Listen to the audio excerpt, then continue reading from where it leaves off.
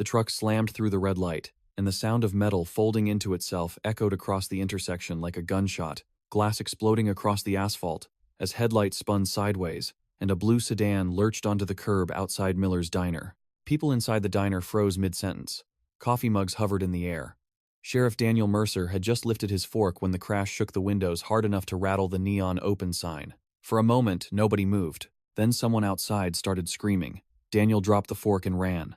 The cold October air hit his lungs as he pushed through the door. The pickup truck sat twisted across the lane, engine whining like a dying animal. The sedan had taken the worst of it. Its front end was crushed almost to the windshield. Smoke drifted upward. A teenage boy staggered away from the driver's side, blood running down the side of his face. "Hey," Daniel shouted, already moving. "Stay with me. Sit down." The kid looked like he might collapse. Daniel grabbed his shoulders and eased him onto the curb. "Where's the other driver?" Daniel asked. The boy pointed weakly toward the sedan. "Still, inside." Daniel ran to the wreck. The driver door was jammed. He braced his foot against the frame and pulled until the metal shrieked and gave an inch. Through the cracked windshield, he saw the driver slumped forward over the steering wheel. A woman. Early 40s maybe. Blonde hair matted with blood. The airbag had deployed, but it hadn't helped much. Daniel forced the door open wider. "Ma'am, can you hear me?" No answer. Her pulse was faint under his fingers, but it was there. Sirens began to rise in the distance. Someone from the diner stood nearby filming on a phone. Daniel snapped, "Put that away and call 911 if you haven't already." "Already did," the man muttered. Daniel leaned inside the car again and then froze. On the passenger seat sat a black canvas duffel bag that had burst open during the crash. Bundles of cash spilled halfway onto the floorboard. Not a few $100s, not even a few thousand. Stacks, tight bricks wrapped with rubber bands. Daniel stared at them for a long second before the ambulance lights flooded the street in red and white. The paramedics rushed forward. "What do we got?" one asked. "Female driver unconscious," Daniel said automatically, stepping back. He didn't mention the money yet. Something about it made his stomach tighten, like he had just opened a door he didn't want to walk through. They pulled the woman from the wreck carefully and loaded her onto a stretcher. As they moved her, the duffel bag slipped further open. One of the paramedics saw the cash and raised his eyebrows. "That yours?" he asked the teenage boy. "No," the boy said quickly, shaking his head. "I was just driving home." Daniel picked up the bag and zipped it halfway closed before anyone else could stare too long. "Evidence," he said quietly. The paramedic shrugged. "You might want to follow us to the hospital," he added. "She's in bad shape." Daniel nodded. As the ambulance doors slammed shut, he looked down at the duffel bag again. Cash like that didn't show up in the middle of a small Wyoming town by accident. 30 minutes later, the emergency room at Silver Ridge County Hospital smelled like antiseptic and burnt coffee. Daniel sat on a plastic chair across from the trauma room doors. The duffel bag rested at his feet. Deputy Carla Ruiz leaned against the wall beside him, scrolling through her tablet. "License says her name is Laura Whitfield," Carla said. "Address in Jackson. Accountant. No criminal record." Daniel frowned. "Accountants don't drive around with $500,000 in a duffel bag." Carla glanced down at the bag. "You counted it already?" "No, but I've seen enough cash seizures to estimate." She folded her arms. "Maybe it's legitimate." Daniel didn't answer. In 20 years of law enforcement, he had learned something simple. Legitimate money didn't travel like that. The trauma room doors swung open. A doctor stepped out, pulling off gloves. His expression told them everything before he spoke. "She's alive," the doctor said. "Barely. Internal bleeding. Severe head trauma. We're stabilizing her before surgery." Daniel stood. "Can she talk?" "For maybe a minute if you're lucky." The doctor hesitated. "But she's fading fast." Daniel followed him into the room. Laura Whitfield looked smaller now under the harsh fluorescent lights. Tubes ran from her arms. Blood soaked through the gauze wrapped around her temple. Her eyes fluttered open weakly when Daniel approached. "Laura," he said gently. "My name is Sheriff Mercer. Can you hear me?" Her lips moved, but no sound came out at first, then a whisper. "Don't let them." Daniel leaned closer. "Let who?" Her eyes tried to focus. Fear flickered there, raw and desperate. "They know." Her voice broke into a wet cough. A nurse glanced at the monitor nervously. Daniel lowered his head closer. "Who knows?" Laura's fingers twitched weakly against the sheet. "My brother." Daniel blinked. "Your brother?" Her eyes drifted toward the door as if she expected someone to walk in at any moment. "He'll come." The heart monitor beeped faster. "Laura," Daniel said, "what's in the bag?" Her gaze snapped back to him with sudden clarity. Evidence! Then the monitor screamed, and the room exploded into motion as the doctors rushed forward, pushing Daniel back. He stepped into the hallway while the trauma team worked. Carla looked up. What happened? Daniel exhaled slowly. She said, "The money is evidence." Carla raised an eyebrow. Evidence of what? Daniel looked at the closed doors and thought about the fear in Laura Whitfield's eyes. She didn't say. The surgery lasted 4 hours. By the time the doctor came back out, dawn had started turning the sky gray over the mountains. She didn't make it, the doctor said quietly. Daniel nodded once. He had expected it. Carla Sehild. So now we've got $500,000 and a dead accountant. Daniel picked up the duffel bag again. It felt heavier now. Not physically, emotionally. And apparently a brother who might be coming to look for it. Carla frowned. You think that's who she meant? Daniel stared through the hospital window toward the empty highway outside town. I think we just stepped into something bigger than a traffic accident. 2 days later, the town of Silver Ridge looked exactly the same as it always did. Kids rode bikes down Maple Street. Farmers filled pickup trucks at the gas station. Church bells rang across the valley. But inside the sheriff's office, the atmosphere had shifted. Daniel sat at his desk, staring at the contents of the duffel bag spread across the table. The cash had been counted. $612,000. All clean bills. No die packs, no bank markings, just money. Carla flipped through Laura Whitfield's laptop, which had been recovered from the car. Most of her files are encrypted, she said. Like seriously encrypted. Daniel leaned back in his chair. Accountants don't encrypt family budgets like that. Carla nodded. There's one thing, though. She turned the screen toward him.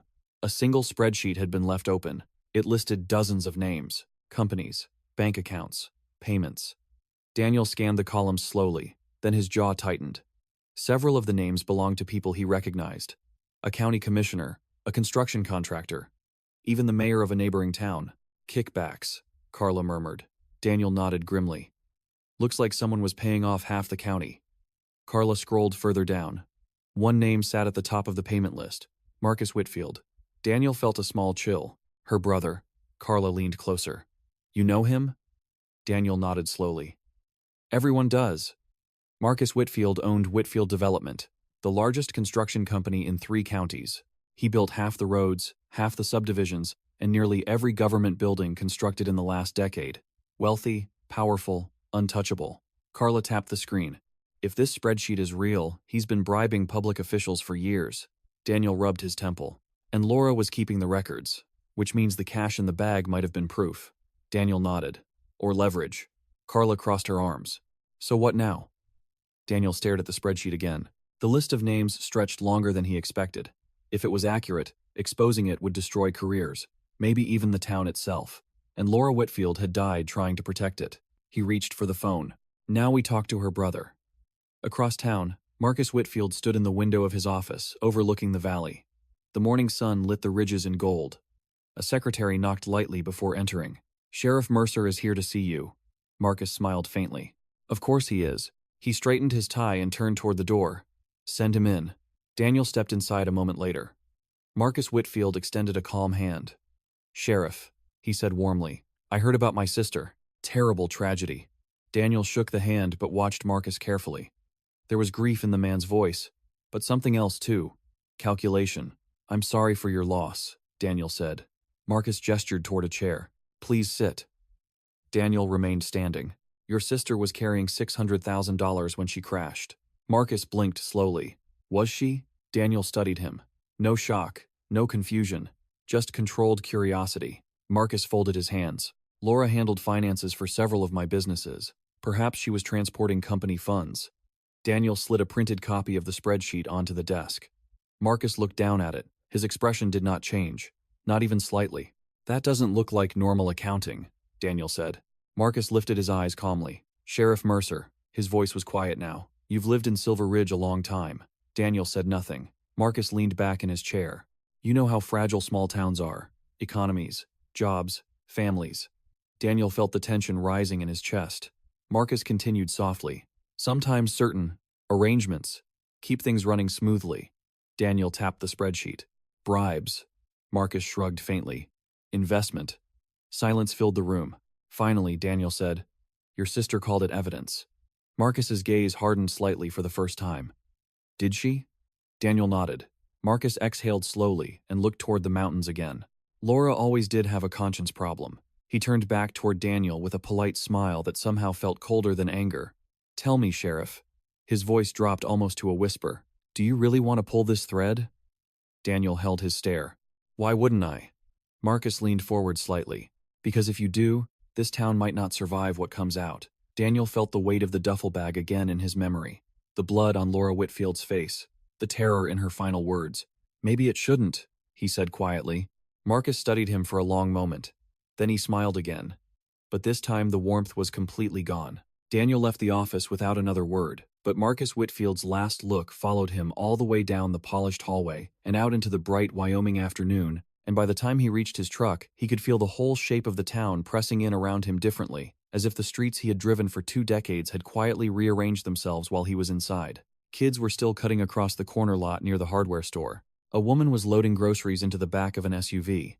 2 ranch hands were laughing outside the feed shop. Everything looked ordinary. That was the worst part. He stood beside the truck with one hand on the door and realized he no longer trusted the ground under any of it. Carla called before he could start the engine. "How'd it go?" she asked. "About how you'd expect," Daniel said. He didn't deny it. "You record him?" "Not enough to matter." He glanced back at Whitfield Development.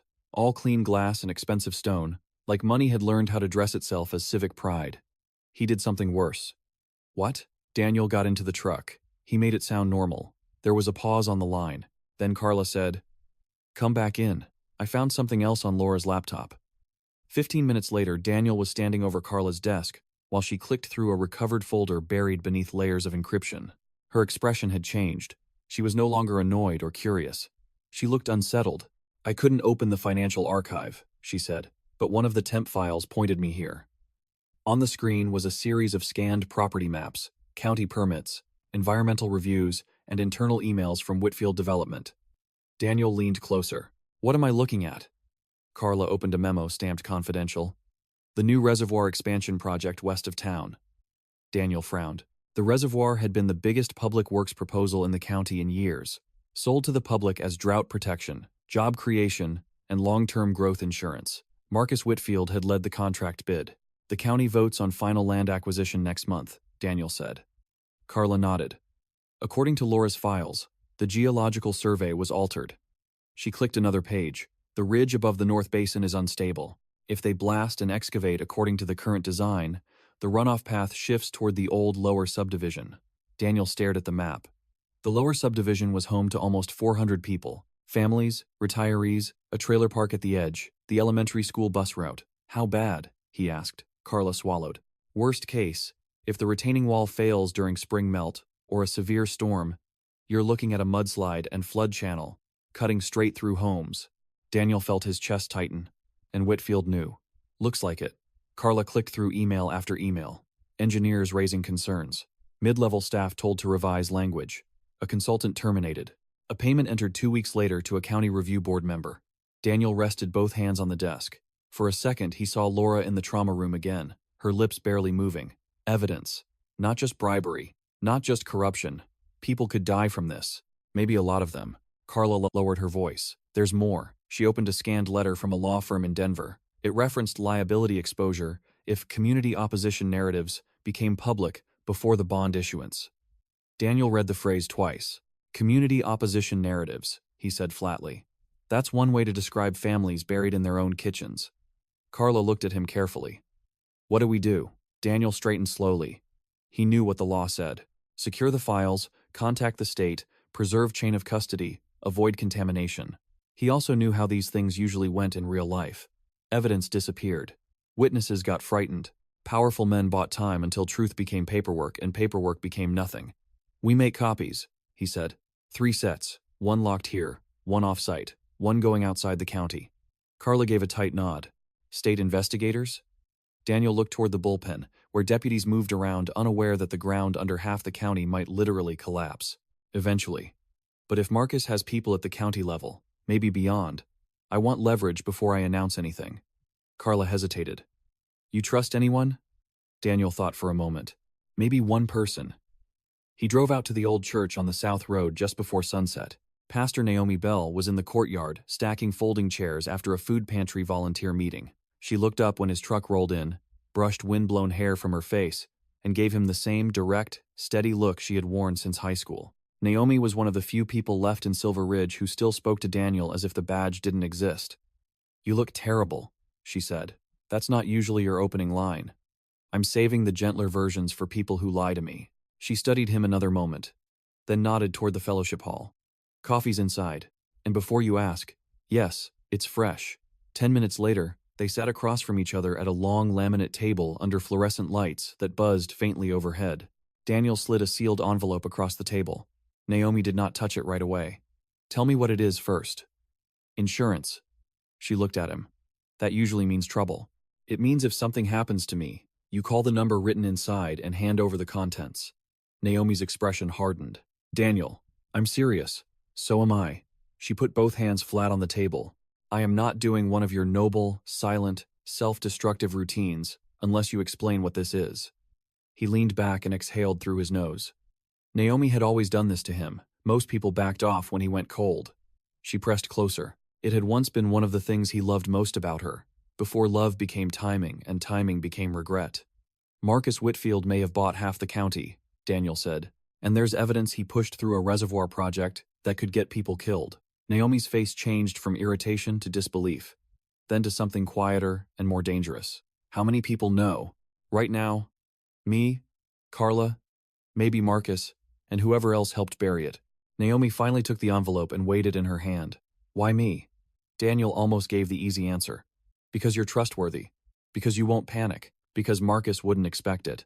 But the truth sat deeper than that. "Because when my wife got sick," he said quietly, "you were the only person in this town who didn't start talking to me like I was already broken." Naomi's eyes softened, but only for a moment. That was 12 years ago. Some things don't expire. Silence settled between them, filled by the hum of the lights and the muted clatter of volunteers cleaning up in another room. Naomi slipped the envelope into her bag. "If you're wrong, I'll be annoyed." Daniel gave the faintest shadow of a smile. "That'd be a nice change of pace." "If you're right," she said, "this town is going to tear itself apart." He looked at the coffee in his cup. Maybe it already has. On the drive home, he passed the lower subdivision and slowed without meaning to. Porch lights had come on. A teenager dragged a trash bin to the curb. Someone grilled burgers in a backyard. He imagined floodwater rushing through those quiet streets in darkness. Imagined parents carrying sleeping children. Imagined mud filling basements, breaking doors, swallowing photographs and medicine cabinets, and cheap kitchen chairs. He tightened his grip on the wheel until his knuckles ached. When he got home, the house felt too quiet. It always did after dark. He tossed his keys into the bowl by the door and stood in the kitchen without turning on the overhead light. The refrigerator hummed. The clock above the stove ticked. He could still picture Helen standing at this counter years ago, laughing at something he had said wrong on purpose, just to hear it. Grief had changed over time. In the beginning, it was a wound. Then it became weather. Then furniture. Something that no longer shocked you by existing, but still altered the way you moved through every room. He poured himself water, drank half of it, and noticed the back door was not fully latched. He set the glass down quietly. His service weapon was on the counter near the mail. He took it, stepped soundlessly toward the hallway, and heard the faint scrape of a shoe from the living room. "Come out," he said. No answer. The house held its breath. Daniel angled around the doorway and saw a figure standing near the bookshelf in the dark. Male, mid-30s, hands visible, no weapon in sight. Daniel raised the gun anyway. "You picked the wrong house." The man lifted his chin slightly. "I'm unarmed." "That makes you stupid, not harmless." Moonlight from the window cut across the man's face. Daniel recognized him after a beat from newspaper photos and Chamber of Commerce banquets. Ethan Whitfield, Marcus's son. "Jesus," Daniel said. "What are you doing in my house?" Ethan looked exhausted, like sleep had been avoiding him for a week.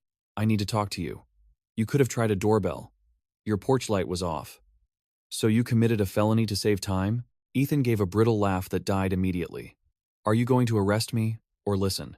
Daniel kept the weapon trained on him for another moment, then lowered it a few inches without holstering. "You have 30 seconds before I decide." Ethan glanced toward the window as if expecting headlights. "My Aunt Laura called me the day before she died," he said. Daniel went still. "She told me if anything happened to her, I should find you." "Why me?" Ethan swallowed. "She said you were the last decent man in this county who still believed being decent cost something." Daniel stared at him. The words sounded like Laura, Or at least like the version of her he had started assembling from scraps. "What did she tell you?" he asked. Ethan looked down at his hands. "That my father wasn't just paying people off. He was forcing them in. Once someone took the money, they belonged to him." Daniel said nothing. Ethan continued. Faster now, as if the words had been building pressure all day. If they pushed back, he used whatever he had.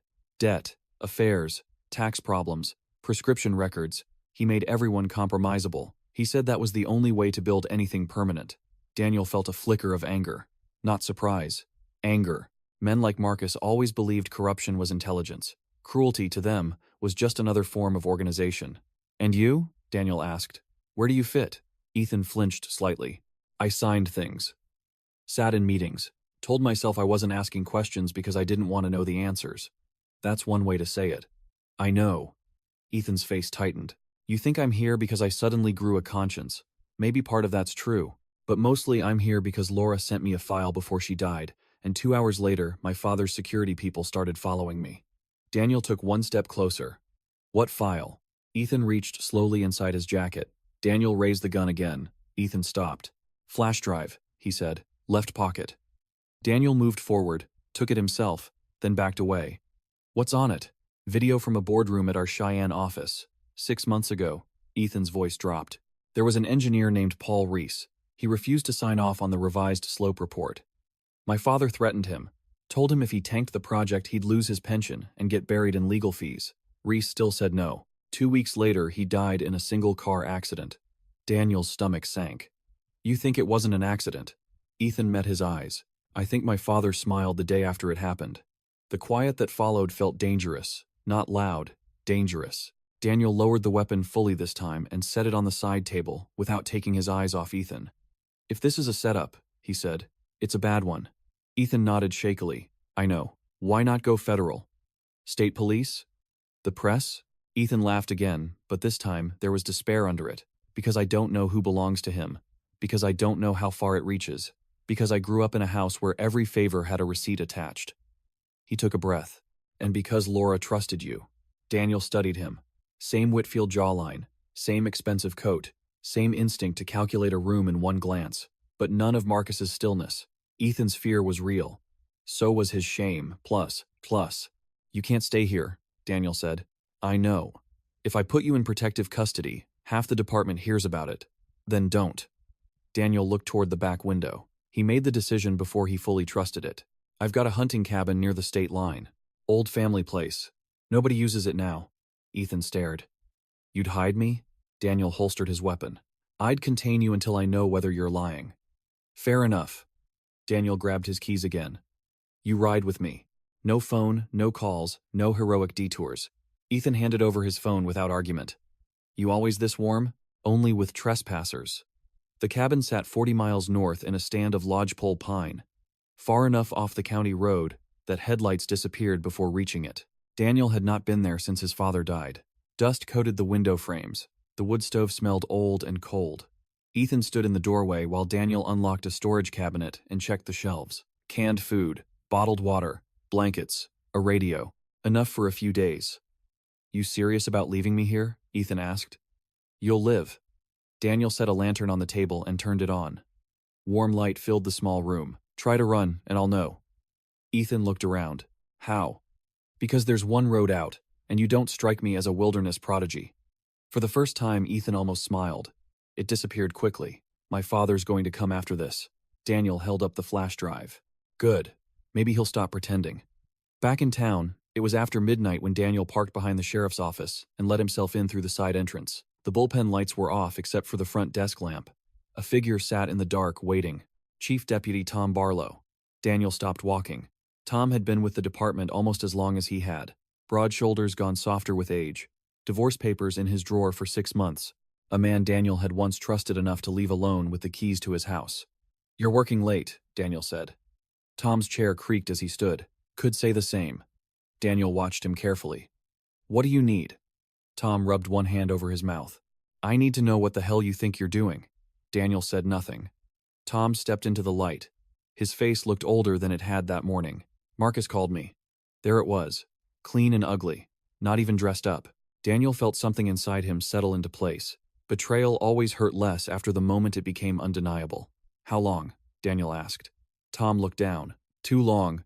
That's not an answer. Tom's jaw tightened. 5 years. Daniel let out one quiet breath. 5 years. 5 years of coffee in the break room.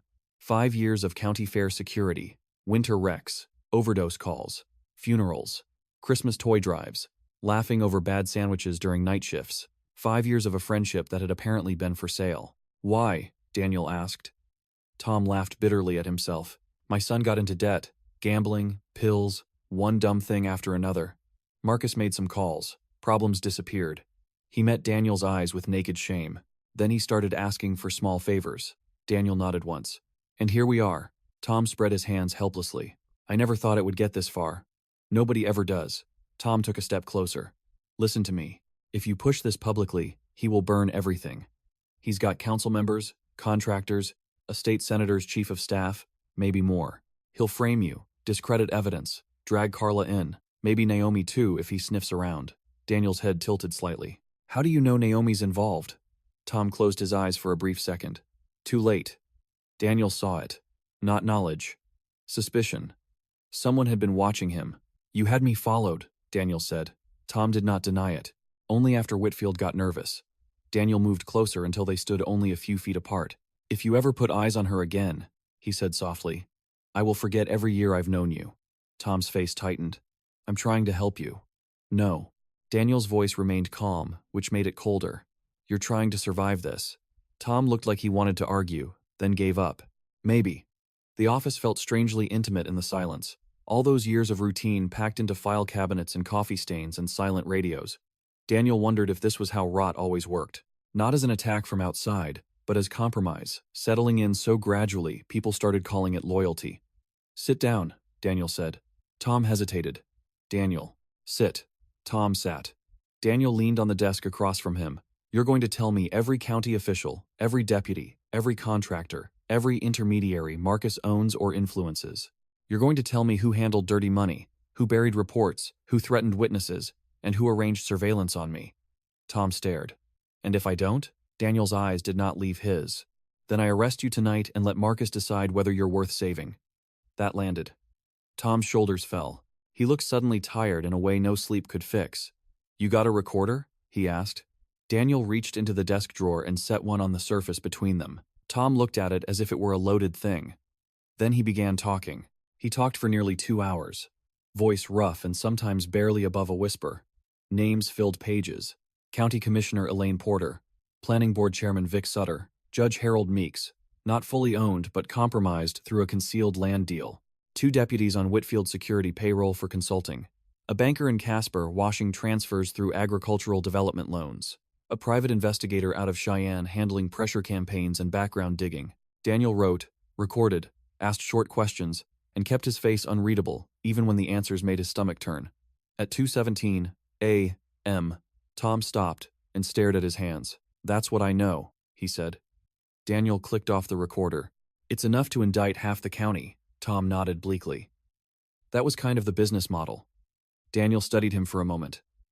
Did Marcus kill Paul Reese? Tom did not answer right away. Then, very quietly, I don't know, but I know the man who handled his accident scene report got a lake house 3 months later. Daniel felt heat rise behind his ribs. He capped his pen carefully. You're suspended effective now. Tom laughed once without humor. That's the polite version? The polite version is me not cuffing you tonight. Tom stood slowly. And what exactly are you going to do with all this? Daniel looked at the growing stack of names, dates, and transactions. He thought of Laura dying in a hospital bed, Ethan in the cabin, Naomi taking an envelope without flinching, the subdivision asleep under a ridge that might one day slide into their bedrooms because powerful men called risk management progress. I'm going to decide, he said, how many people I can save before this blows up. Tom's eyes filled with something close to grief. You still think that's possible? Daniel said nothing. Tom headed for the door, then stopped. For what it's worth, he said without turning around, I used to admire that about you.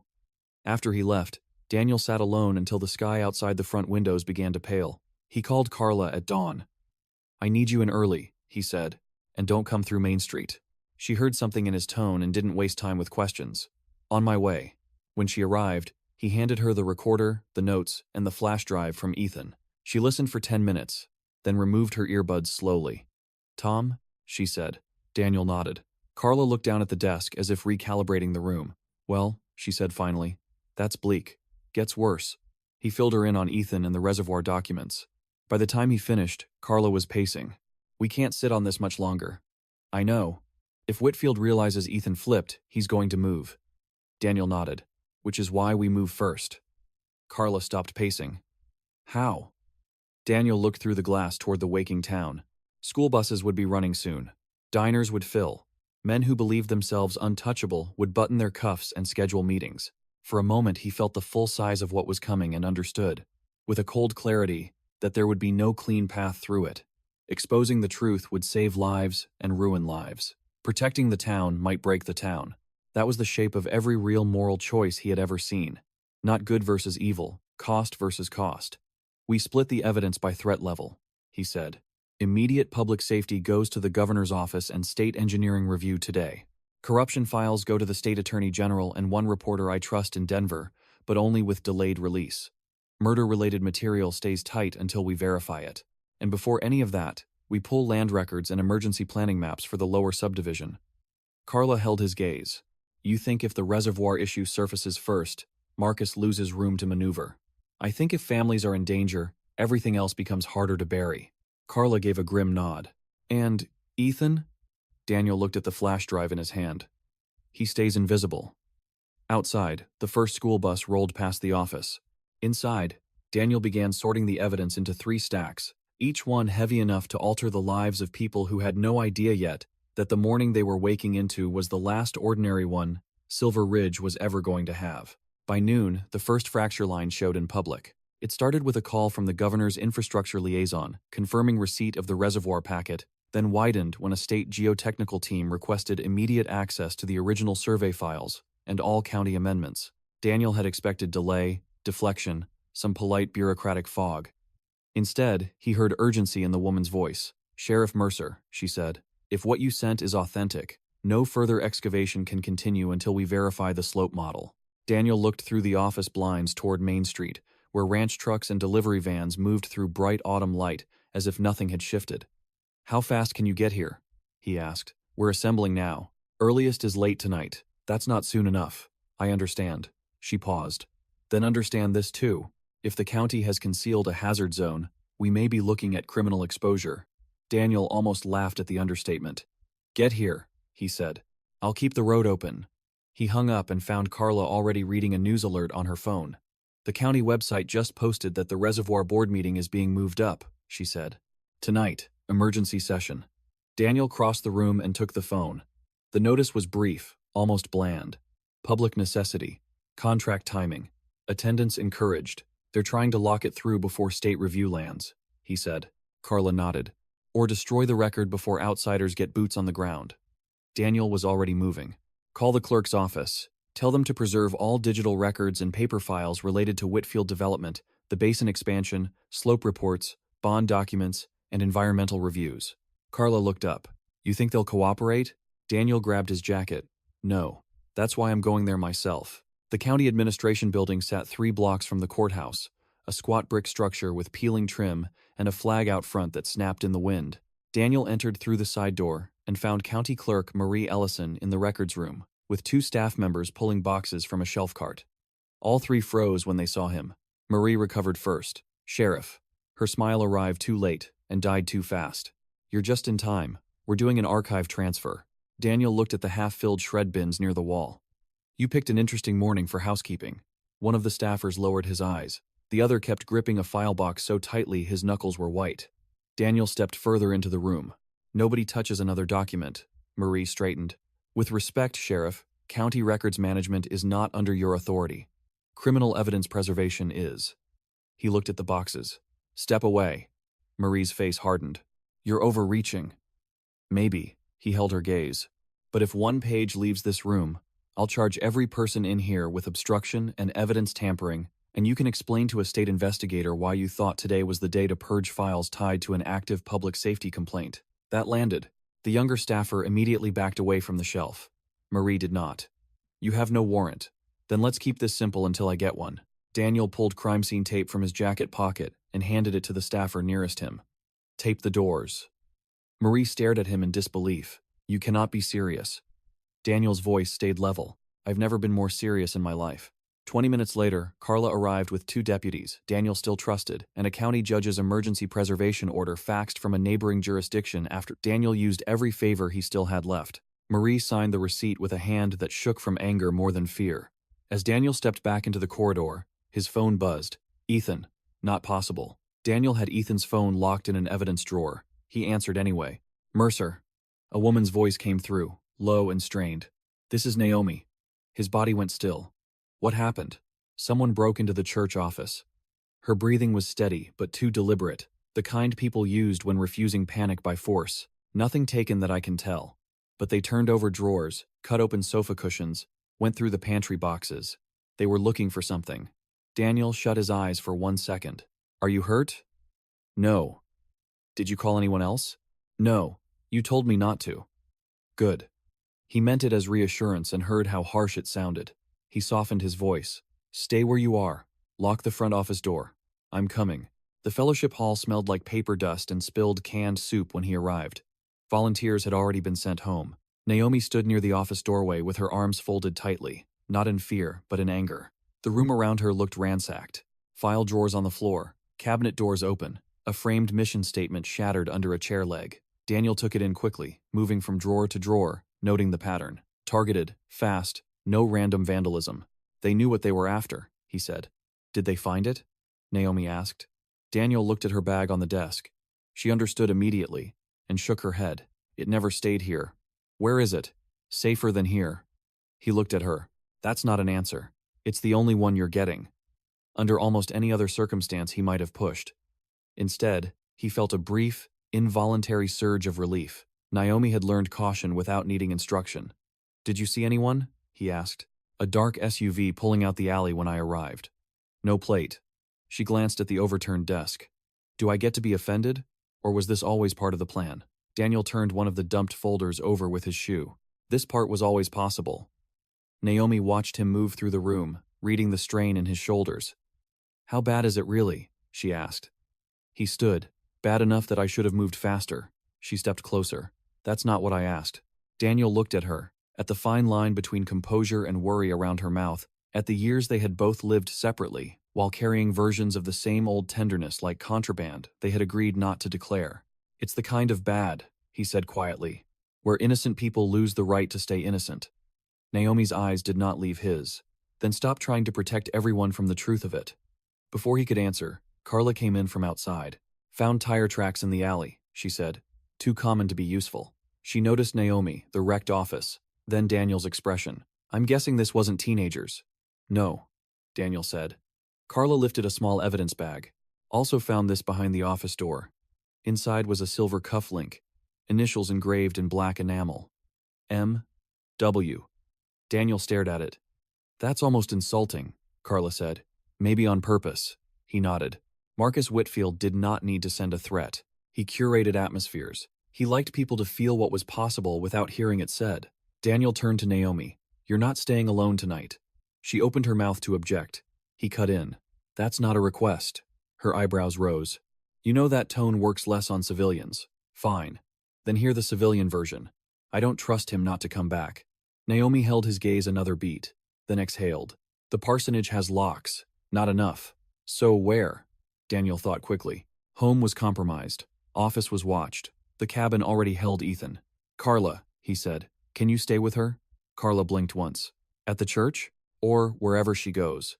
Naomi gave him a long look that managed to contain both gratitude and annoyance. You're deputizing babysitters now? Temporary protective detail, Carla said dryly. Very prestigious. Naomi almost smiled despite herself. Fine, she said. But if I have to eat stale vending machine crackers in a patrol unit, I'm filing a complaint. The emergency board meeting that night filled the high school auditorium because the county chambers were too small for the crowd. Word had spread without anyone quite understanding why. Rumors ran ahead of facts the way they always did in small towns. Some people came because they heard jobs might be delayed. Some because they heard the project was under attack by outsiders. Some because they heard the sheriff had started a war with Marcus Whitfield. Daniel stood near the back wall in uniform, while county officials shuffled papers at the front table under fluorescent gym lights. Marcus sat in the front row, not at the table, but close enough to own the air around it. He wore a charcoal suit, and the same expression he might have worn at a charity auction. Calm, available, slightly burdened by everyone else's incompetence. To his right sat Commissioner Elaine Porter. To his left, Attorney Dennis Hall. Daniel noticed how often people glanced toward Marcus before speaking, like sunflowers checking direction. Carla arrived late and took position beside Daniel. "Naomi's with my sister," she murmured. "Safer neighborhood. 3 loud dogs. 1 retired Marine next door." "Good. State team is still 3 hours out." Daniel nodded once. On stage, Commissioner Porter tapped the microphone. "Thank you all for coming on short notice." The speakers squealed. Murmurs rippled through the room. "We've had some unfortunate confusion today regarding the basin expansion project." She looked briefly at Daniel, then away. "Let me assure the public that there is no immediate danger." A few people clapped. Others exchanged glances. Daniel watched Marcus instead. No smile. No frown. Just patience. Porter continued. "However, because of certain claims circulated without proper engineering review, the board thought it appropriate to clarify the facts." "Claims?" a man shouted from the bleachers. "What claims?" Another voice rose. "Is our neighborhood at risk or not?" Porter lifted both hands. "Please, we'll take questions after the presentation." Dennis Hall stood and launched into a slide deck so polished it had probably been prepared long before that morning. Growth projections, water scarcity models, economic need, contract timelines, local jobs, tax-based stability. It was the oldest trick in public corruption. Bury danger under civic language until fear sounded selfish. Daniel let it run for 7 full minutes before he moved. Carla saw it in his face and caught his arm. "Are you sure?" she whispered. He looked at the crowd. Teachers, mechanics, parents, retirees, the woman who cut his hair, the man who fixed his fence once after a storm, teenagers half listening, but old enough to remember if adults lied to them in public. "No," he said. "That's why I'm doing it now."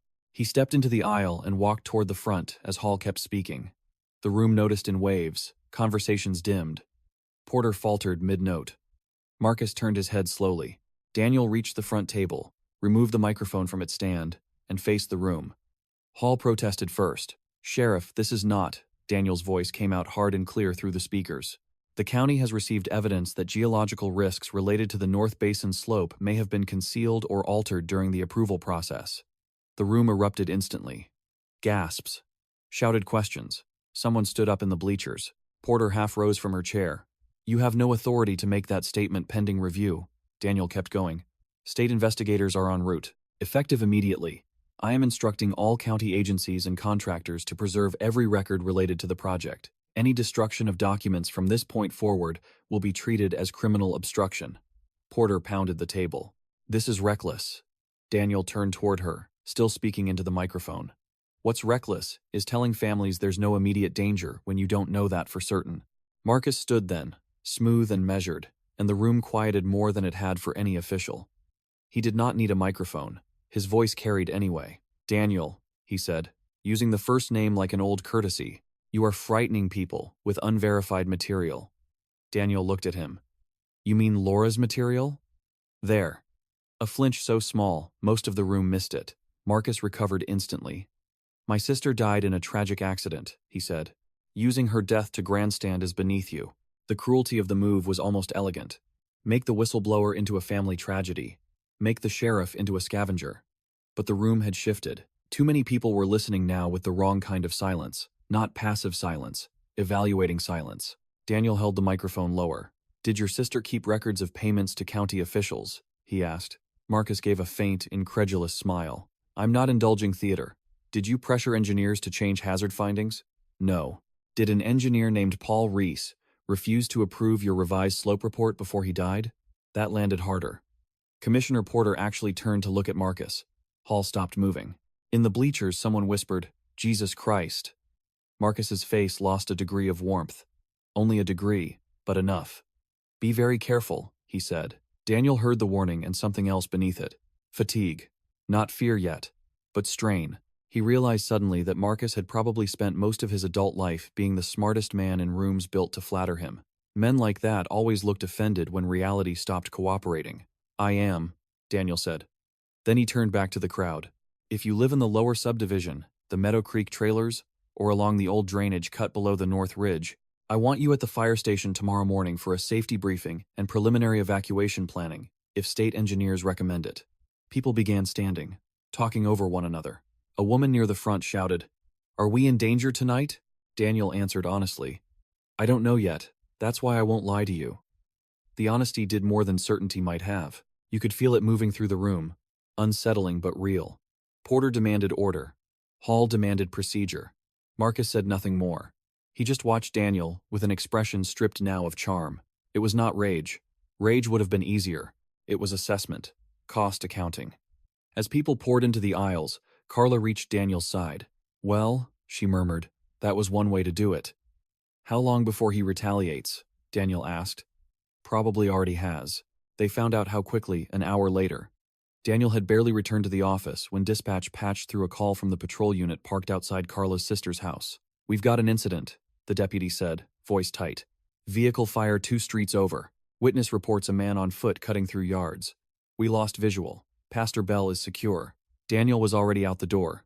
The burning sedan lit the residential block in pulses of orange when he arrived. Fire crews were dousing it. Neighbors stood barefoot on lawns in robes and jackets, filming on phones, talking too loudly. Daniel moved around the perimeter with a flashlight until he found what he expected near the rear fence line. Fresh footprints. Men's boots. Fast exit, not panicked. Directed. Carla jogged up beside him. "The car's registered to a dead shell company out of Colorado." Daniel nodded. "Message car." "That's what I figured." She looked toward her sister's porch, where Naomi stood, wrapped in a borrowed coat under the deputy's watch. "He's escalating." Daniel watched the smoke rise into the cold, dark sky. "No, he's correcting the tone." Carla frowned. He explained as they walked. "Public pressure changed the room tonight. He wants to reframe it before morning. Fear, confusion, rumor, overreaction. If people spend tomorrow talking about vandalism and chaos, he gets some control back. That generous reading assumes he doesn't just want us scared." Daniel glanced at the charred shell of the sedan. "Both can be true." Naomi came down the porch steps as they approached. Her face was pale but steady. "Your deputy told me to stay put," she said. "I assume the exciting part is over?" "For now," Daniel said. "You saw anything?"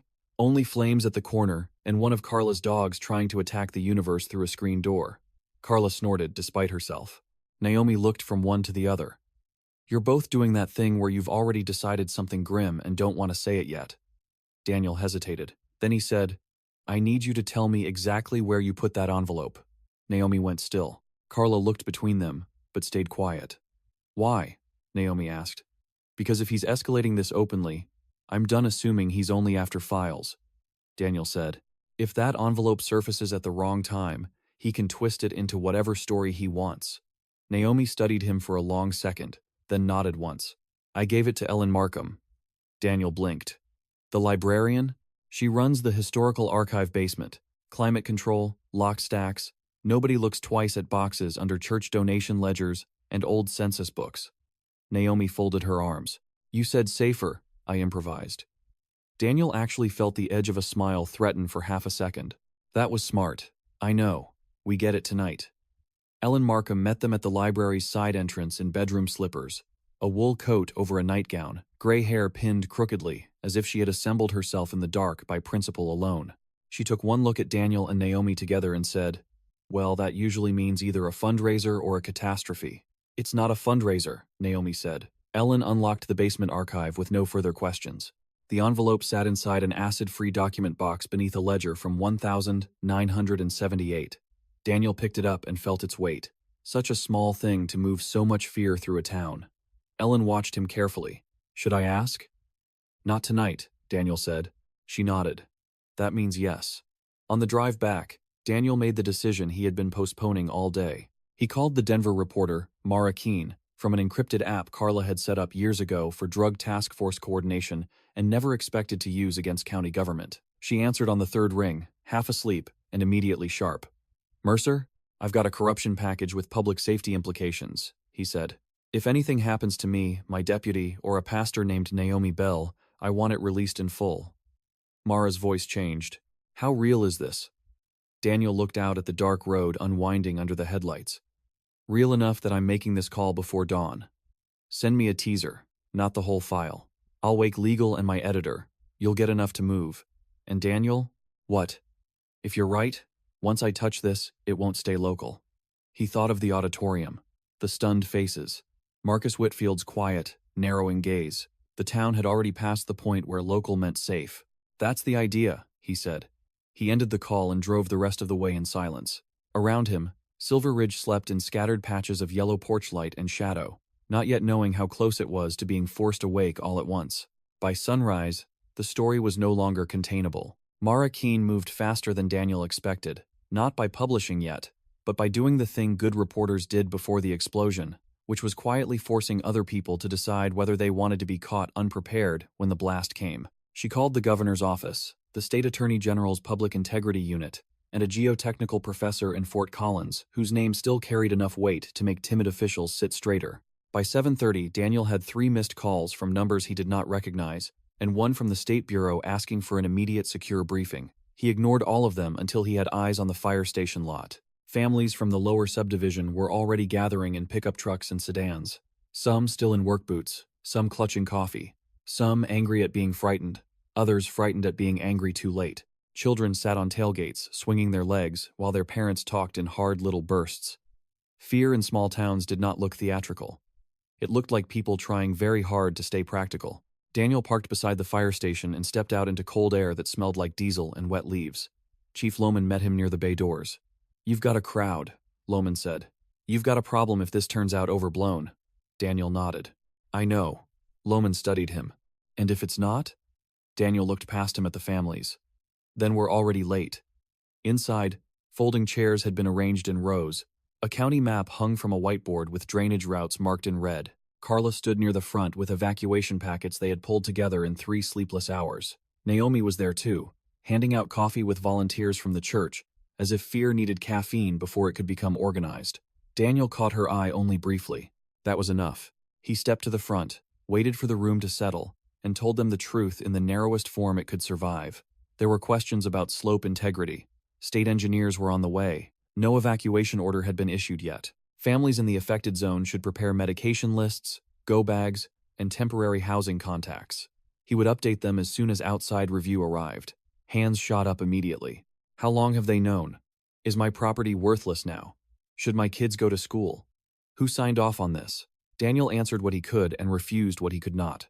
I don't know yet. We are verifying that. I won't speculate. Each honest uncertainty seemed to disturb the room less than false reassurance would have. Then a woman in the 3rd row stood without waiting to be called on. Daniel recognized her after a beat. Teresa Reese, widow of engineer Paul Reese. Her face was composed in the rigid way grief sometimes taught people to stand when they had long ago run out of softer options. "You said my husband's name last night," she said. The room went very quiet. Daniel nodded once. "Yes. You said it in front of men who never said it when he died."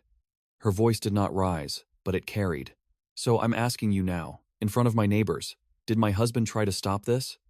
Daniel felt every eye in the room move to him. This was the cost point, the place where facts stopped being files and became the shape of a person's life. "I have evidence," he said carefully, "that your husband objected to revised engineering conclusions on the project." Teresa took that in without blinking. And after that, Daniel knew the room wanted certainty. Teresa deserved more than caution. But he had learned the difference between what people deserved and what you could prove before men with lawyers got to work. "After that," he said, "he died in a crash that now needs to be re-examined." A sound moved through the room like a single body exhaling. Teresa's composure did not break. It narrowed. "Then don't let them bury him twice," she said. Daniel held her gaze. "I won't." The state geotechnical team arrived just before 10, in a convoy of SUVs with agency decals and tired faces. Their lead engineer, Dr. Sonia Patel, came into the station carrying a hard case and the kind of expression people wore when they were already halfway through 5 calculations in their head. Daniel walked her through the documents, the modified maps, the permit chain. She asked precise questions fast enough to strip the politics off the problem. Soil compaction records, cut depths, snowpack assumptions, retaining wall design loads. When he showed her the altered slope memo, she stopped and read it twice. "Who approved this language change?" she asked. Daniel handed over the chain with Porter's initials and a planning board note referencing Whitfield Development Review. Patel's mouth tightened almost imperceptibly. We need the site now. They spent the next 4 hours on the North Ridge. Daniel rode with Patel and 2 state investigators in a utility truck up the service road to the Basin Cut. The land looked almost beautiful from a distance. Sage and pine, long ridges under sharp blue sky, the skeletal beginnings of future concrete and steel, interrupting the landscape like a promise from men who believed landscape existed to be corrected. Up close, the beauty gave way to stress fractures, disturbed soil, drainage scars, and an ugly truth that even Daniel, who was no engineer, could see once Patel knelt near the excavation line and scraped away a layer of loose fill with her gloved hand. This material is wrong, she said. It's too unconsolidated. She stood and pointed toward a line of bore markers. If they cut here under spring saturation with the current retaining assumptions, the slope won't fail neatly. It'll shear. Daniel looked down toward the valley floor where the subdivision sat miles away, but suddenly not far enough. How bad? Patel measured her answer. I won't give you a formal hazard statement until we finish analysis. But if you asked whether I'd let my own family sleep below this under severe runoff conditions with construction continuing, the answer is no. One of the state investigators, a lean former prosecutor named Heller, wrote something in his notebook and looked up. Can you support an emergency suspension order today? Patel did not hesitate. Yes. Daniel felt a tightness in his chest, loosen slightly, and then reform in a new shape. Relief was never pure. Not here. It came braided with consequence. Then we move now, Heller said, before they get a judge. Marcus did not wait to be served. By the time they came down from the ridge, he had already gone on local radio. Daniel heard part of it through the utility truck speakers as they descended the road. Marcus's voice was calm, almost regretful. He spoke of misunderstanding, incomplete materials, a sheriff acting beyond his expertise, outside interference, threatening jobs, irresponsible panic, and the tragedy of seeing a grieving community manipulated. It was masterful in the way poison sometimes was, not loud, smooth, designed to let listeners choose the lie that best preserved their routines. Daniel watched Patel's reaction. She turned the radio down with one irritated flick of her fingers. Men like that always talk like weather delays, she said. At the office, the pressure came from every direction at once. State agents set up in the conference room and began taking custody of digital copies. The Attorney General's unit requested secure transfer. County officials called demanding authority. The school superintendent wanted to know whether to reroute buses. A title company asked if property transfers in the affected zone would be frozen. Mara texted one sentence. He's trying to seed a narrative that you're unstable. Daniel stared at the screen for half a second longer than he should have. Then another message came, and someone leaked a photo of Ethan entering your truck 2 nights ago. That changed the air instantly. He looked up to find Carla already reading the same alert on her laptop. A blurry image from a gas station camera had been posted on a regional blog and picked up on local feeds. Headline language did the rest. Sheriff shelters Whitfield heir amid widening scandal, Carla muttered. Well, that's efficient. Daniel felt the room sharpen around him. How bad? Bad enough. She turned the screen. Comments were already racing ahead of fact. Secret deal. Family feud. Protected witness or co-conspirator. Daniel looked at Ethan's indistinct figure in the grainy frame and understood the move immediately. Marcus was not just discrediting him, he was contaminating the moral lines of the story before anyone else could draw them clearly. We have to get in front of it, Carla said. Daniel nodded, but not immediately. He knew front-foot responses could look defensive, if rushed. He also knew silence was a vacuum men like Marcus filled with ease. Before he could answer, a deputy from dispatch appeared in the doorway, not one of Tom's named men. Young, reliable, frightened. Sheriff, he said, you should hear this. He led them to dispatch audio. A 911 call from 15 minutes earlier. Female caller, Meadow Creek Trailers, reported a man in a county maintenance jacket walking door to door, telling residents they should ignore any evacuation notices because the sheriff's office had been compromised. Daniel closed his eyes briefly. Description? Mid-40s, beard, white county pickup. Plate came back stolen. Carla cursed under her breath. Daniel turned to the deputy. Get units there now. Quiet but fast. Fire station volunteers door-knocking with them. Every resident gets official instructions face-to-face. The deputy ran. Carla grabbed her vest. I'm going. Daniel caught her arm. Take 2 state agents. What are you doing? He looked toward the hallway, where the conference room swarmed with paper and evidence, and the kind of institutional urgency that never quite matched field urgency. I'm going to talk to Ethan. The cabin smelled like wood smoke and old dust when Daniel let himself in. Ethan stood from the table the moment the door opened, eyes narrowing at Daniel's face. What happened? Daniel set the printed blog post in front of him. Ethan read it once and looked up. I didn't leak this. I know. Ethan frowned. You sound disappointed. Daniel remained standing. I sound like a man who's out of time. He told Ethan what Marcus was doing now. The radio appearance, the fake county worker, the public contamination. Ethan listened with a kind of sick recognition. When Daniel finished, Ethan sat back slowly and rubbed a hand across his mouth. That's him, he said. He never fights the accusation first. He fights the shape of the room the accusation lands in. Daniel leaned against the stove. You said there was video, enough to show coercion. Ethan nodded. Enough to show Paul Reese refusing and my father threatening ruin. Anything linking your father more directly to Reese's death? Ethan hesitated. That hesitation mattered. Daniel saw it immediately. What aren't you telling me? Ethan looked down at the floorboards. There was another message Laura sent me. I didn't open it right away. I was scared to. Daniel waited. Ethan pulled a folded printout from his bag. I opened it after you left this morning. Daniel took it and read. It was a forwarded email chain from Laura to Ethan, time-stamped the night before her crash, subject line set to nothing but a period. Buried in the forwarded chain was an attachment label and one sentence from Laura. If Marcus realizes I kept this copy, I may not have time. Daniel looked up. Where's the attachment? Ethan met his eyes. Hidden account. I can access it. What is it? Ethan swallowed. Security footage from the county garage. And? Paul Reese's accident wasn't random. His voice thinned slightly. The maintenance truck that forced him off Route 16 was dispatched using a county vehicle card assigned to road operations. The driver gets out on the footage before the truck is returned. Daniel felt a deep, cold current move through him. Who was it? Ethan answered. So quietly, Daniel almost missed it. Tom Barlow's son. For a second, the room seemed to lose sound. Not because Daniel had not expected rot to branch through families, but because the shape of Tom's guilt changed instantly. Debt, compromise, small favors. That had been the story he told.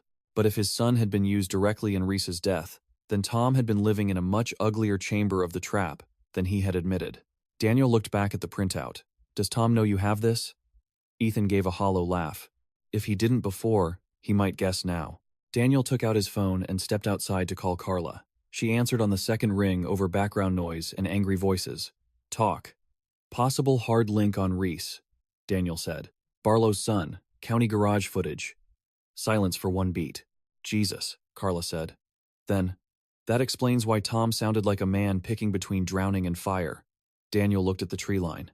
Where are you? Meadow Creek. We found the fake county truck abandoned behind a machine shop. No suspect. Residents are rattled. One old guy nearly took a swing at me because he thinks this is all a land grab to seize trailers. That won't be the last version. I know. He told her about the attachment. Carla listened, then said, You need Tom in a room before Marcus reaches him again. Daniel was already thinking the same thing. Bring him in?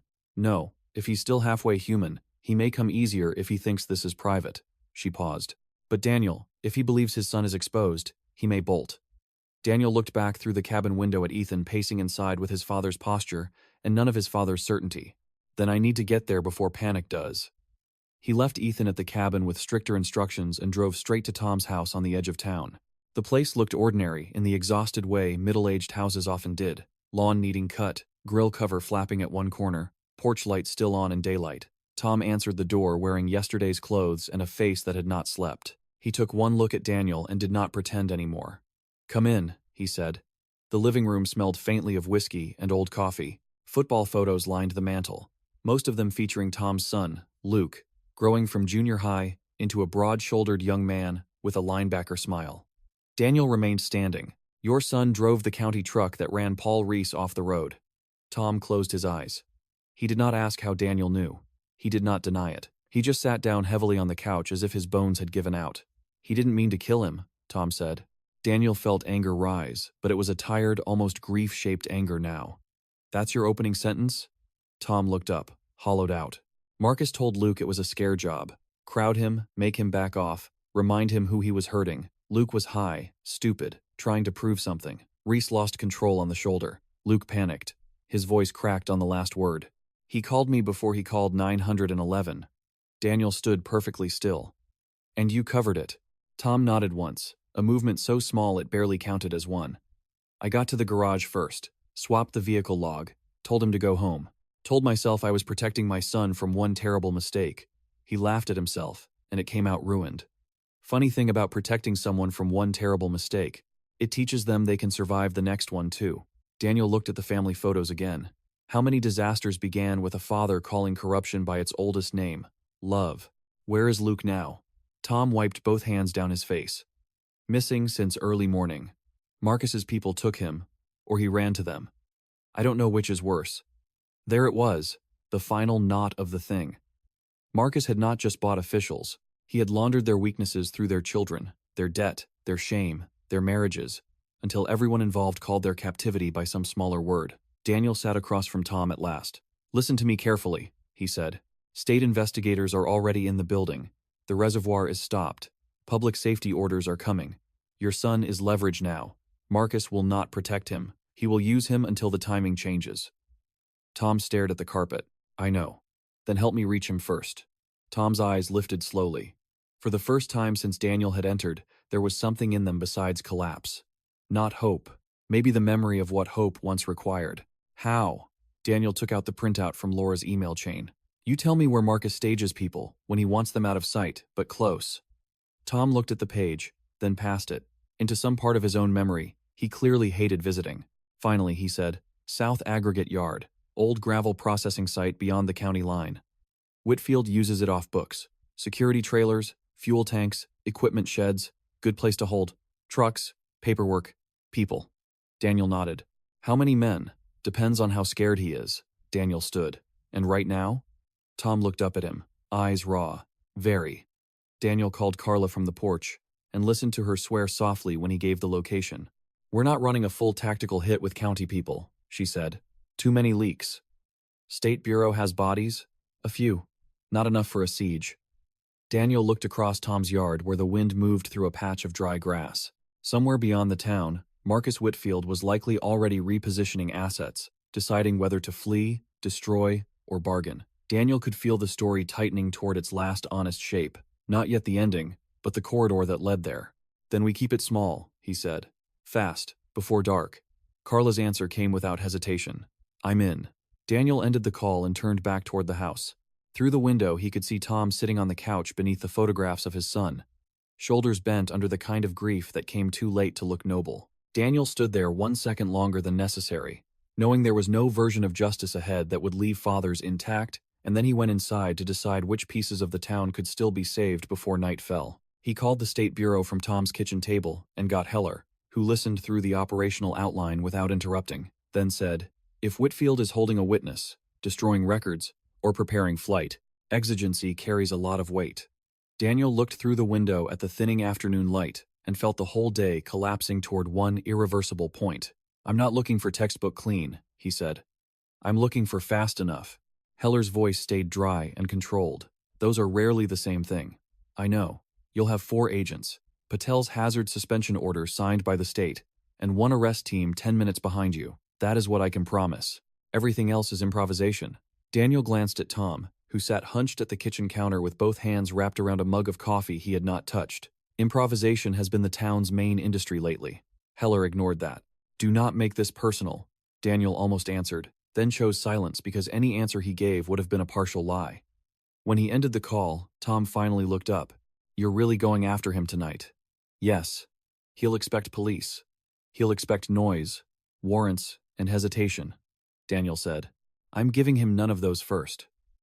Tom's face worked through several emotions before settling on the one he probably trusted least in himself.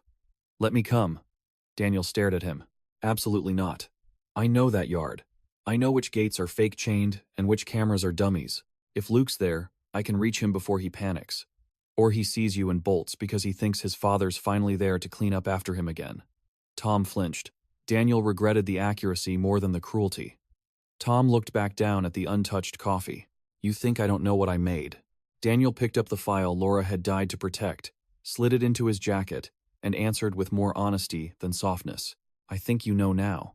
Carla met him outside the aggregate yard at dusk with 2 State Bureau SUVs, 1 unmarked pickup, and the expression she wore when fear had been reorganized into function. The gravel site lay beyond a line of scrub hills off a frontage road, used mostly by trucks and coyotes. Rusted conveyors cut black shapes against the darkening sky. Security lights glowed in patches, leaving more shadow than illumination. Farther in, Daniel could make out 2 mobile office trailers, a row of parked equipment, and a fuel shed with chain-link fencing around it. Carla spread a rough site sketch over the hood of the pickup. Patrol road loops here, camera mast here, generator behind the north trailer, and if Tom's right, Whitfield's office container is near the scale house. She tapped the southwest edge. 1 gate on the service road, 1 fence breach at the washout, 2 visible guards in the last 10 minutes. Heller arrived beside them, vest on, sidearm low, face unreadable. "We take this tight," he said. "No lights until contact. If Whitfield's on site, I want him alive and speaking." Daniel nodded. Heller's gaze settled on him. "That includes if he says something that makes you want otherwise." "You trying to encourage me or insult me?" "I'm trying to preserve the case." "Fair enough." Daniel looked at Carla. "You take the washout side with Agent Lewis and cut power if needed. I'll go front with Heller and the other 2. If Luke Barlow is here, he gets taken alive and isolated immediately." Carla gave a short nod. "And Ethan?" "Stays where he is." She looked at him for half a second longer, reading the guilt beneath the decision. Ethan had given them the missing thread, and been forced to do it against his own blood. Daniel knew what it meant to ask a son to help bury a father publicly while still hoping, in some damaged part of himself, that the father might choose not to deserve it. "You made the right call," Carla said quietly. "Usually means it'll hurt somebody. That's how I know it's real." They moved at 6:42 p.m., just as the last natural light drained out of the sky. Daniel and Heller took the service road in the unmarked pickup, rolling slow enough to pass for late operations traffic, until the guard at the gate stepped out with a flashlight and a hand raised. He was wearing a Whitfield development jacket and a sidearm on his hip that no company guard should have legally possessed on a private gravel yard. Daniel braked. The guard approached the window. "Yard's closed," he said. Daniel opened the door into him hard enough to knock him backward, then came up with his weapon already trained while Heller and the agents poured out around the truck. "State Bureau," Heller barked. "Down." The guard reached for the pistol anyway. One of the agents hit him low and drove him face first into the gravel. By the time the man finished cursing, zip ties were on his wrists and Daniel was moving past him through the gate. The second guard saw them from the scale house and turned to run. A voice from the darkness behind the trailers shouted, "Move, move, move." That was not security, that was command. Carla's team cut the generator a second later, and half the yard dropped into darkness. Security lights died. The trailers went black except for one rectangle of yellow at the far end, where a backup battery kept an office light alive. Daniel knew before he saw the silhouette in that window who it was. "North trailer," he said, and they ran. Gravel shifted under boots. Somewhere to the right, a man fired once into the air, or maybe at nothing, panic outrunning aim. An agent tackled someone near the conveyor supports. Carla shouted from the far side, "Fuel, shed clear." Daniel reached the office trailer stairs just as the lit window went dark. He took the steps 2 at a time and hit the door with his shoulder. Locked. Heller came up beside him. Again. Daniel hit it harder. The jamb splintered, and the door crashed inward into a cramped office smelling of cigarette smoke, printer toner, and hurried fear. A laptop sat open on the desk beside a portable drive dock. A shredder whined uselessly in the corner, jammed with half-chewed paper. The back office door stood open. "He's moving," Daniel said. They went through into a narrow corridor and out the rear exit in time to see Marcus Whitfield crossing toward the equipment sheds with a duffel bag in one hand and a pistol in the other. He turned when he heard them, measured the distance in a glance, and did not bother with surprise. "Daniel," he called across the yard, almost conversationally, "you really do have a flair for theater." Daniel leveled his weapon. "Drop it." Marcus stopped 10 yards from the shed, lit by a spill of moonlight and the remaining flood lamp over the fuel fence. His suit coat was gone. Dress shirt sleeves rolled. For the first time since this started, he looked less like a benefactor and more like what he had always been underneath it. A man in the middle of a transaction, annoyed that people were pretending it involved morality. "I assume you've got enough men around me that shooting one won't improve the evening," Marcus said. Heller stepped wide to Daniel's left. "State Bureau. Weapon down now." Marcus ignored him and kept his gaze on Daniel. "Do you know what happens after tonight?" he asked. "Because I do.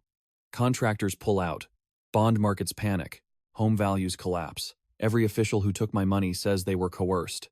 Every family who benefited from my projects suddenly discovers a conscience. Your town spends 10 years eating itself. Daniel felt anger, yes, but beneath it something colder and clearer. Marcus was still doing it, still translating human lives into systems language so guilt could sound sophisticated. You built that, Daniel said. No. Marcus gave the faintest shake of his head. I organized what was already true. Everyone in that town wanted something. A permit faster. A job kept alive. A son protected. A debt delayed. I just stopped pretending virtue was part of the transaction. Daniel heard boots moving in the shadows behind the sheds. Agents closing. Carla's side team coming around. And Laura? He asked. Something flickered in Marcus then. Not grief. Irritation sharpened by old disappointment. Laura wanted the benefits of belonging without the burden of compromise. You had her killed? Careful. Marcus's tone cooled. I did not kill my sister. Daniel took one step forward. But you knew she might not survive trying to leave. Marcus's jaw flexed once. I knew she was reckless. And Paul Reese? Marcus smiled without warmth. Engineers die in car accidents sometimes. Heller moved a fraction closer. That sounded interesting. Marcus finally glanced at him. You should record the whole conversation. It'll look wonderful clipped into a documentary while the county goes bankrupt. From somewhere behind the equipment shed came the sound of a man breaking into a run. Stop, Carla shouted. A second later, someone cried out, stumbled, and fell hard into gravel. Daniel's eyes flicked toward the sound. Marcus saw the glance and moved instantly, raising the pistol. Daniel fired first. So did Heller. Marcus spun sideways and crashed against the shed wall, the gun flying from his hand into darkness.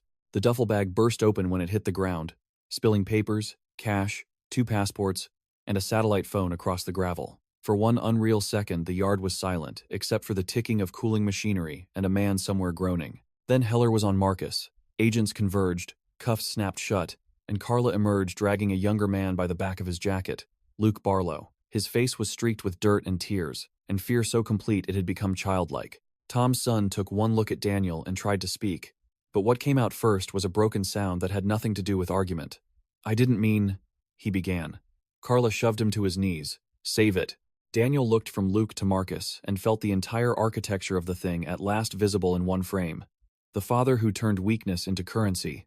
The son who mistook rescue for love. The dead woman who could no longer speak except through documents. The dead engineer whose widow had asked only one thing. Do not let them bury him twice. Marcus, bleeding from the shoulder, laughed once under his breath as agents hauled him upright. You think this fixes anything? He asked Daniel. No, Daniel said. It stops you. Temporary distinction. Maybe. Daniel looked at the passports on the ground. But tonight it's enough. The office trailer gave them more than Daniel had hoped and less than he wanted. Portable drives, duplicate ledgers, a burner phone containing messages between Marcus and Porter, internal memos about containment language, property transfer drafts, positioning shell companies to buy distressed homes near the lower subdivision after public disclosure, and a handwritten note in Marcus's own tight block print that listed 3 names beneath the words secure or discredit. Daniel's name was first. Naomi's was second. Ethan's was third. He stared at the note while Heller cataloged evidence. You all right? Heller asked. Daniel handed the note over without answering. Heller read it, nodded grimly, and bagged it. Outside, Luke sat in the back of an SUV wrapped in a thermal blanket, though he was not cold. He looked up when Daniel approached. Is my dad here? He asked. Daniel considered the question. Yes. Luke's mouth trembled once. Don't let him lie for me again. There was no dignity in the sentence.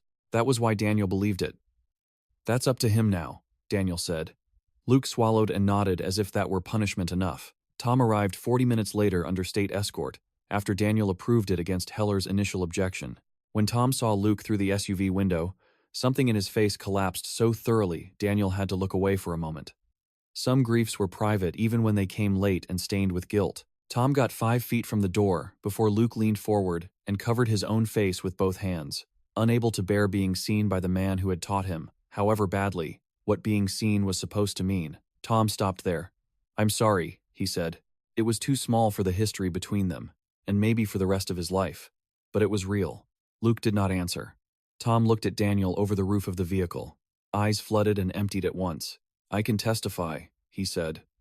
Daniel nodded. You will. The state issued the emergency suspension order before midnight.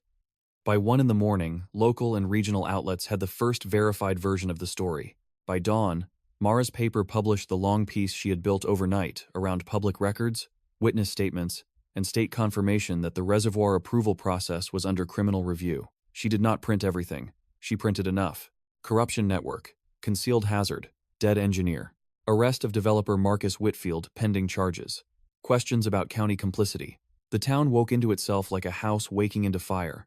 Not yet burned down but unable to pretend it did not smell smoke. The next 3 days passed in a blur of depositions, emergency hearings, preservation orders, and public fury. Commissioner Porter resigned before noon on the first day and was arrested the second. Hall negotiated, then panicked, then negotiated worse. The planning board chairman disappeared for 6 hours and turned up at his brother's ranch, claiming a medical episode no one believed. The school district rerouted buses away from the lower cut. State engineers established a real risk corridor, and the governor authorized temporary relocation funds for the most exposed residents pending slope stabilization. Families packed motel rooms, church basements, cousins' spare bedrooms, and the high school auxiliary gym. Nothing about it felt like victory. It felt like weather after a tornado, when the air was clearer only because structures were gone. Daniel moved through it with the strange, hollow steadiness that came after crisis had done its loudest work and left logistics behind. He gave statements, signed affidavits, answered the same questions in different tones, repeated what could be proven, and refused what could not. Every now and then he would catch himself about to sit and realize he had not actually been still for more than 10 minutes in 72 hours. On the fourth evening, he found Naomi in the church courtyard stacking donated blankets into plastic bins, while 2 kids played tag around the picnic tables, and a local plumber fixed a broken pipe under the fellowship hall sink without charging anyone. That was the other thing towns did, he thought. Not just rot. Sometimes repair. Crude and improvised and late, but repair all the same. Naomi looked up as he crossed the courtyard. "You look worse than the first day," she said. "I'm trying to stay consistent. That's one word for it." She closed the bin lid and wiped her hands on her jeans. For a moment, neither of them said anything. The quiet between them felt different now. Less suspended. More earned. Daniel looked toward the street, where volunteers loaded bottled water from a pickup bed. "Marcus's arraignment is tomorrow morning." Naomi nodded. And I thought I'd feel more after he was taken in." He searched for the right phrase and failed. "I feel useful. Tired. Angry in places that haven't caught up to language yet." Naomi leaned against the table. "That sounds normal. Does it?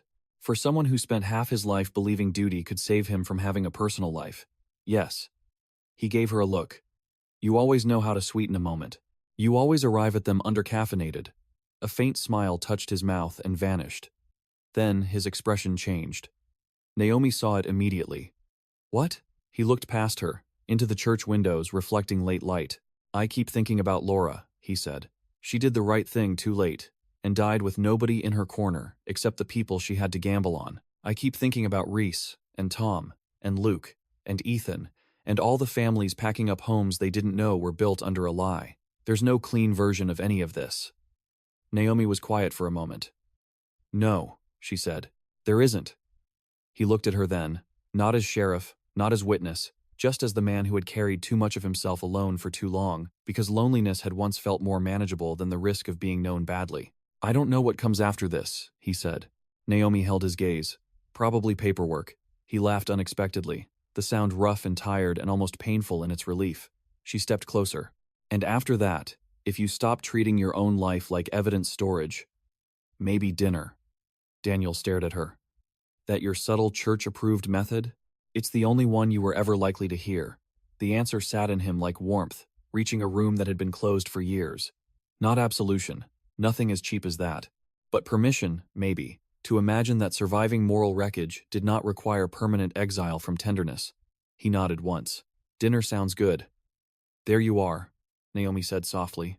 The arraignment the next morning packed the courthouse steps before sunrise. Reporters, neighbors, contractors, displaced residents, curious teenagers, furious pensioners, men who used to slap Marcus on the back now pretending they had only ever known him in passing. Daniel stayed inside the courtroom wall line while deputies moved Marcus through the side corridor in cuffs and a county jail uniform that fit him badly enough to look offensive.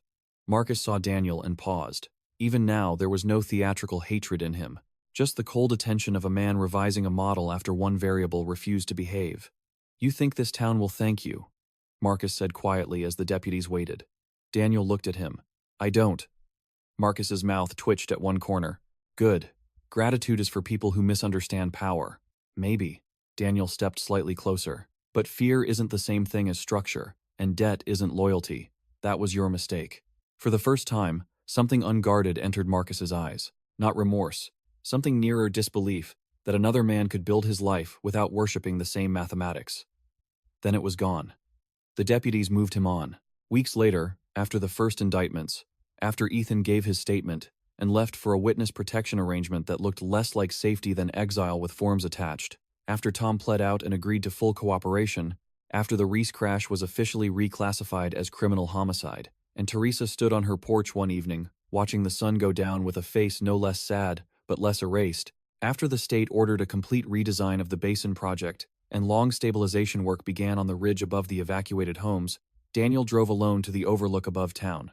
The valley below held the familiar map of roads, church steeples, roofs, gas station lights, the school field, the diner neon, the slow braid of headlights moving through Main Street. Silver Ridge was still there, damaged, exposed, less innocent than the story it had told about itself. But still there. He got out and stood in the wind with his hands in his coat pockets. He thought about all the versions of saving people that had failed because saving them had also meant changing what they believed their lives were built on. He thought about Helen, whose absence had taught him grief but not, until lately, the difference between grief and withdrawal. He thought about Naomi waiting in town for a dinner neither of them would call important, even though both of them knew it might be. He thought about Laura Whitfield, who had not lived to see the town forced awake by the evidence she died protecting. "I got it out," he said to the empty air, not because he believed in speeches to the dead, but because some truths needed a witness even if the witness was late. The wind moved through dry grass and pine. Nothing answered. That seemed right too. When he finally drove back down the ridge, the town lights grew larger in the windshield, imperfect and ordinary, and more honest now than before. He did not mistake that honesty for healing. He knew too much for that.